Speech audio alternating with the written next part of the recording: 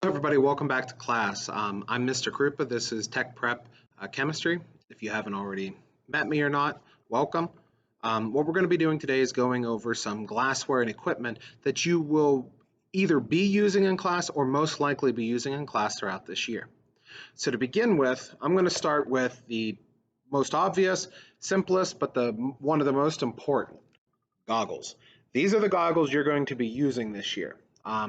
They cover your face, they go on, they have an elastic strap on the back, go on, cover your face, and we want them here, they seal tightly around your head so nothing can get it in. And these straps here on the side, you can use it to tighten, you can use it to loosen.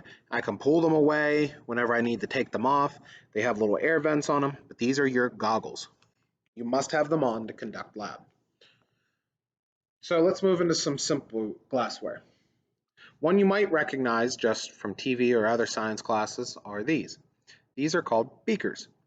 Beakers are going to be mainly used for transporting liquids. These will not be used for measuring liquids. All beakers are identified by the number that is on them. So this is a 250 milliliter beaker. This is a 50 milliliter beaker. This is a 1,000 milliliter beaker. As you can see along with the numbers, each one of the beakers has these little graduations, these little tick marks on them that have numbers and they have measurements. We are not going to be using those though to measure liquids. These are not accurate. These are okay for guesstimating, but not good for accurate measurements. The main job of a beaker is going to be transporting liquids and then even heating liquids over top of hot plates or possibly a Bunsen burner. And again, you saw they come in various sizes. Since we're going over beakers, another piece of equipment that goes with the beaker are these.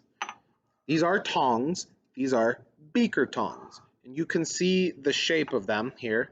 They fit the beaker. So this is what you'll use to pick up a hot beaker. You don't want to grab a hold of a piece of glass that's just been heating for 20 minutes. We're going to use the beaker tongs. Now in this class, most of the beaker tongs have this rubber coating on them. Make sure you try to get a pair with these. Some of them don't have this rubber coating. They still work. They still do work, but the beaker can slide out easier because it doesn't have that rubber coating. So these are your beaker tongs. As you can see the shape of them, these are your beaker tongs. Another piece of glassware that we have is this interesting conical looking piece. This is called an Erlenmeyer flask, or I sometimes call it short in write-ups as an E flask. Erlenmeyer flasks, just like a beaker, have identifications of what volume they can hold up to. So this is a 300 milliliter Erlenmeyer flask. They also have graduations or little tick marks here on the side. These are, again, not accurate. This is good for guesstimation. Erlenmeyer flasks are good for swirling liquids inside and mixing liquids that way because stuff doesn't spill out as easy as it would out of a beaker. I mean, smaller hole for stuff to come out of. If we're going to be measuring liquids and we want accurate measurements, we're going to be using these. These are called graduated cylinders.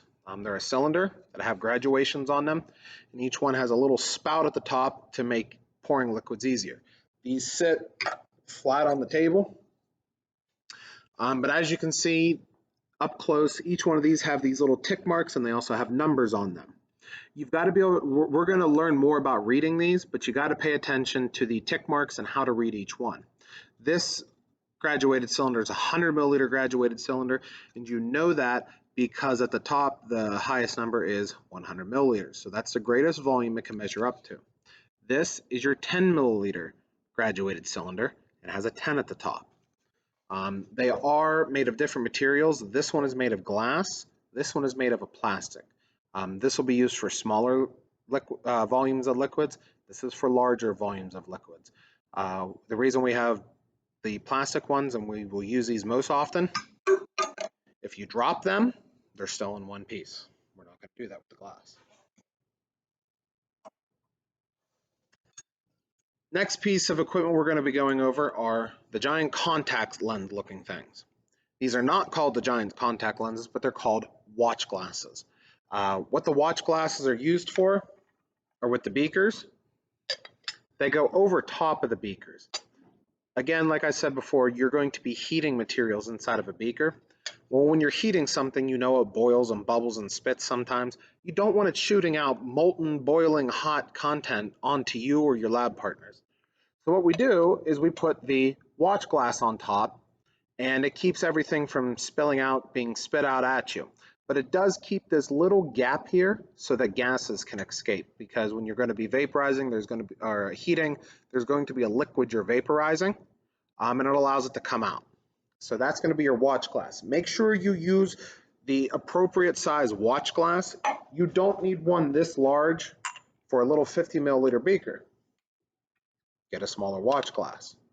But you don't want to use a smaller watch glass on a beaker that's too big, because it could easily fall off or it doesn't fit at all.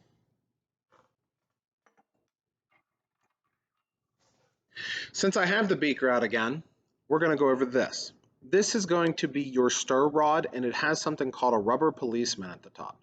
You just have to know this as stir rod. What it does? It stirs. Make sure whenever you stir with the stir rod, try to use the rubber policeman side down into the beaker so that you don't bang it up. You don't hear the glass clanking around. If I use the wrong side, you can hear the glass clanking around. You may break the beaker, you may break the stir rod. So please use the side with the rubber policeman. Again, this is your stir rod. Two other pieces of equipment. This is an eyedropper. It is glass. These are reusable. This is a pipette. These are disposable. These ones we will usually be throwing away after we're using them. These will be cleaned and reused. Again, glass we're going to keep. Eyedropper. Eyedropper, the two-piece glass with the piece on top here is your eyedropper. The plastic piece here is going to be your pipette. Disposable.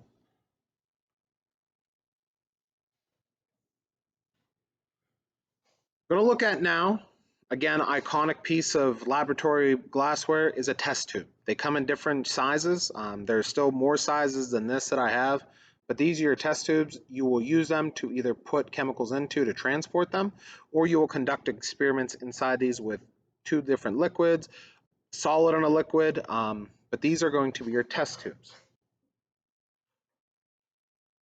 You're also going to have this, which is going to be your test tube rack. And what this does is allows your test tubes to sit inside nicely and allows you to store them. This is a test tube rack. It holds the test tubes. That's all it does. With test tubes, what else you have is this little thing, which is called the test tube holder. Not clamp, test tube holder. Hold your test tube. That's all it does. Squeeze it together, make it open, grab the test tube, and it holds itself there. That's how you're going to hold your test tubes, especially when they're hot. You don't want to grab a hold of hot glassware.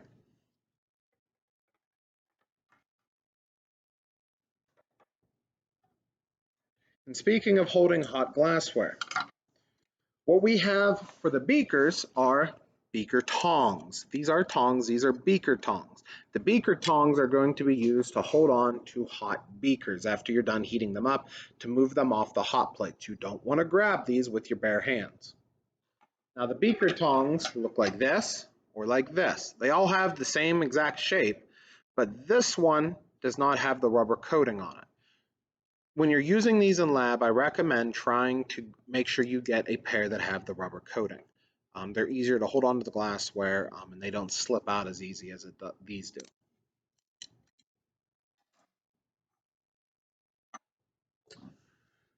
Probably one of the hardest pieces of equipment to remember, funnel. All you're going to be using this for is to pour either some type of solid powder into a container that you don't want it to spill, or a liquid into another container that you don't want to spill.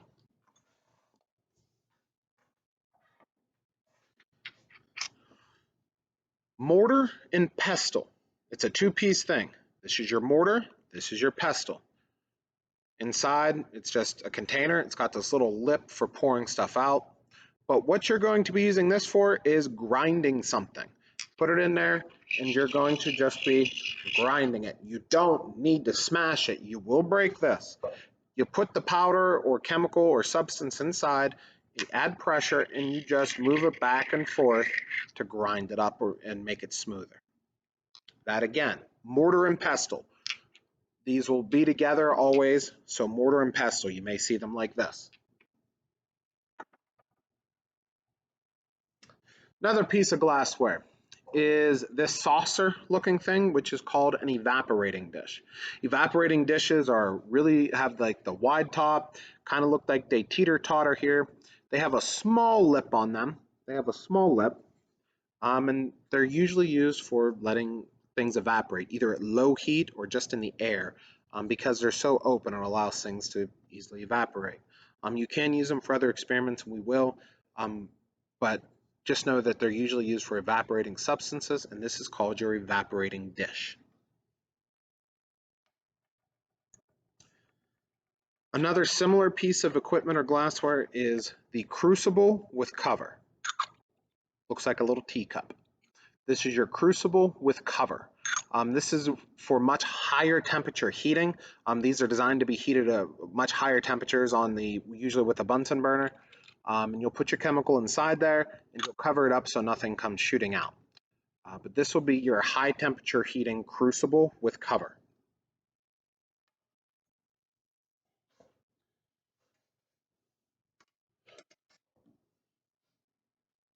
What we're going to be going over next is a couple other pieces of equipment called rubber stoppers. These are going to be used to cap a piece of glassware, either test tubes or Erlenmeyer flasks. Bigger rubber stoppers go in the Erlenmeyer flask, lets you keep something overnight and stop something from evaporating on you. You can also use them in test tubes. Just make sure you have the right size, not too big, not too small where they fall in. But you can put the test tubes in here, same thing. Keeps whatever in here. Make sure it won't spill out on you, maybe for safety concerns, or maybe you just don't want it to evaporate.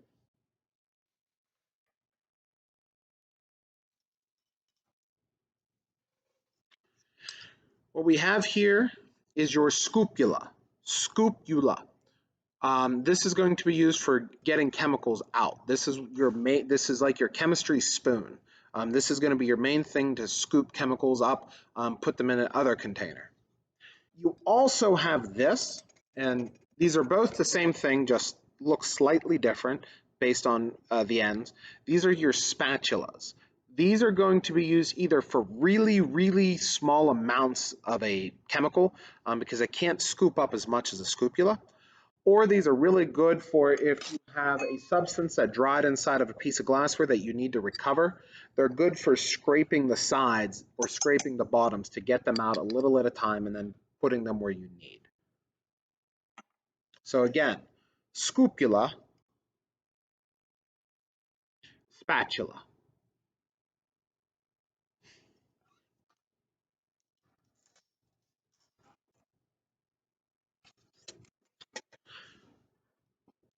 Not tweezers, not tweezers.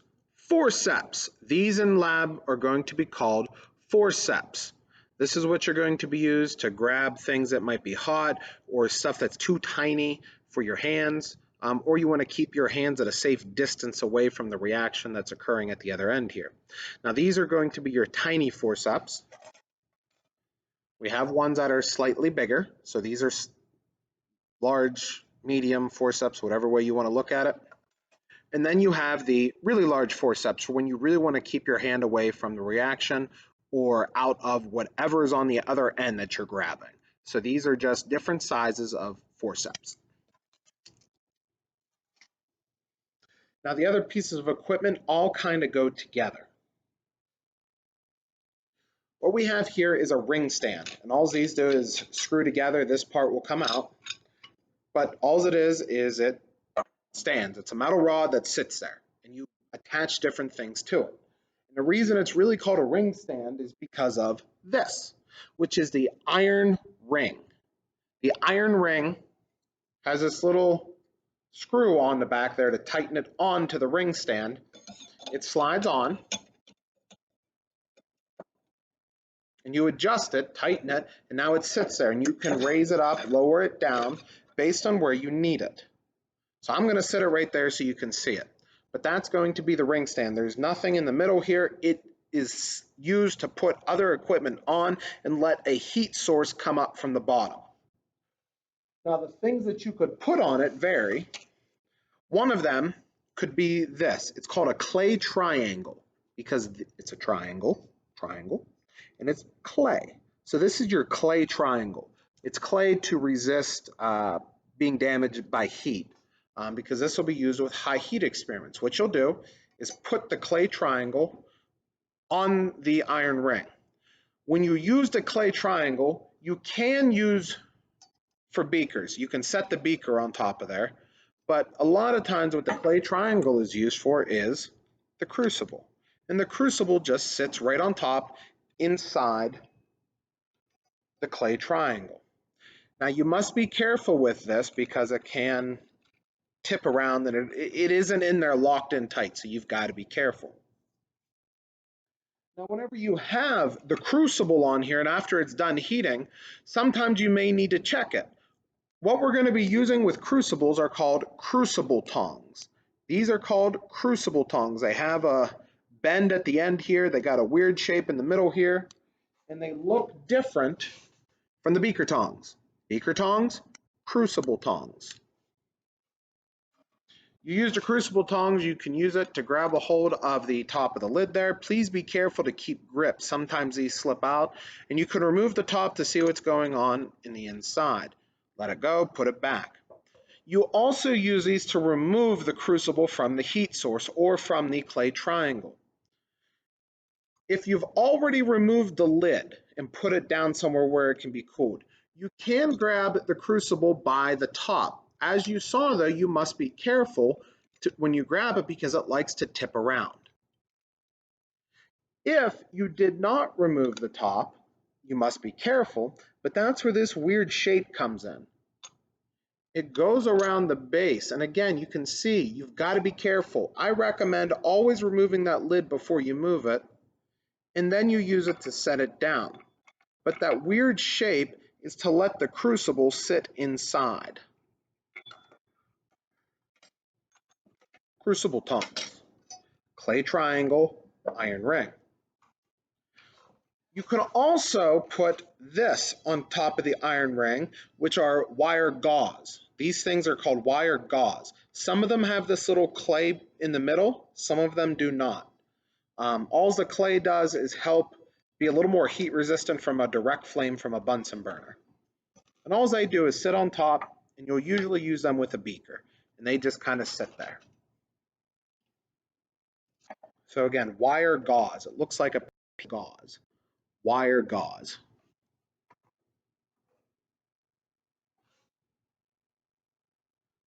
Now under your ring stands, a lot of times we'll be using this. This is going to be your Bunsen burner with a hose. This will get attached to the gas outlet. But this is going to be your Bunsen burner, and this is going to be where your flame comes out of, and it's going to sit underneath the iron ring, and the flame will come up either into your crucible, your beaker, clay triangle, wire gauze, whatever it is. But this is where it's going to be. The reason that this is adjustable then is so you can bring it farther or closer to the flame. Bunsen burner.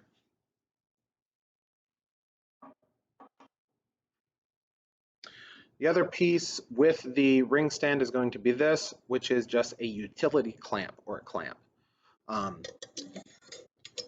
They clamp on.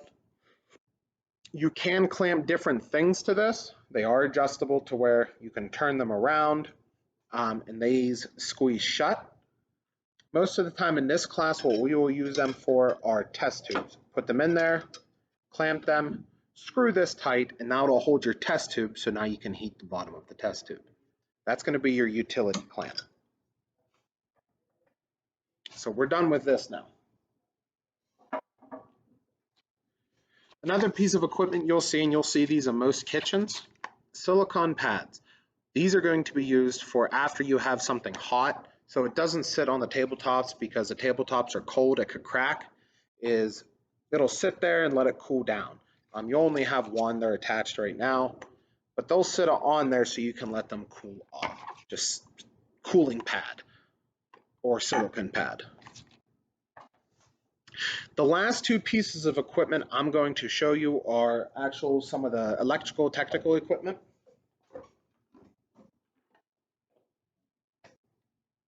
This is one version we have. This is going to be your electronic balance. You can see it has here on and off, which you'll use to turn on and off. You don't need to worry about the calibration and the other buttons down here, just these two. This turns it on and off, and this tears it, on and off, and this will tear it and zero it.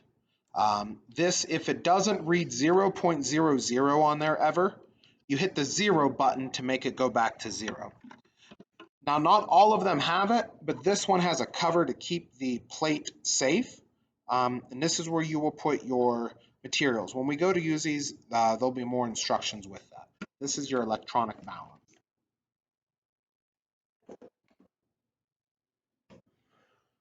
This does not have the plug with it right now, but this is going to be what a hot plate looks like.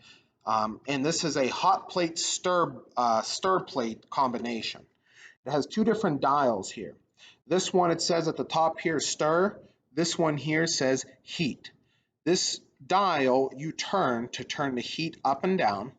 And when we get to use them, this dial will move a stir bar on here and it'll automatically stir chemicals for you so you don't have to sit there and stir the whole time. But this is what the hot plate looks like. It'll show you whenever warning like heat and stuff are on, but if you're not sure, be very careful. You can't tell just by looking at the top here if they're on or off, if they're hot or cold. So please be very careful with the hot plates.